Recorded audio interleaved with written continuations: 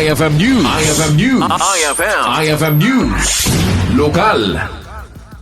Inkumit at isang gunyan bayan iti Solsona.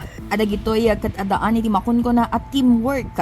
Sigon ka ni Vice Mayor Jonathan De Lara, imunan nga inkarida ni Tibagbagida. Adag ito'y kat agbalin ang may sa team.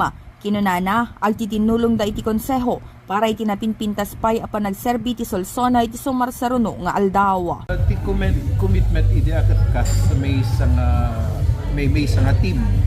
At a commitment min nga agtitinulong kami. Kaya detoy kas damo iti state of the legislative address. Yes, sir. Nang tendamot iti commitment dati may isa for tanon napimpintas pay iti income pa nagserbi iti sumarsaruno pay nga al daw. Iti duwa pay nga tawen nga income pa nagserbi kada iti 13 sa Bunimaya.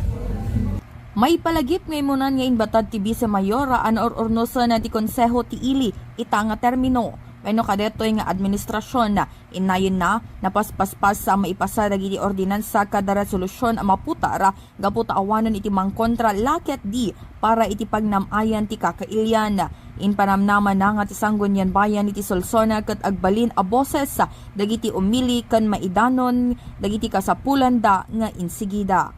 Para iti IFM News, Idol Bernadette Toledo, Tatak, IFM. IFM News. IFM News. IFM News. Lokal.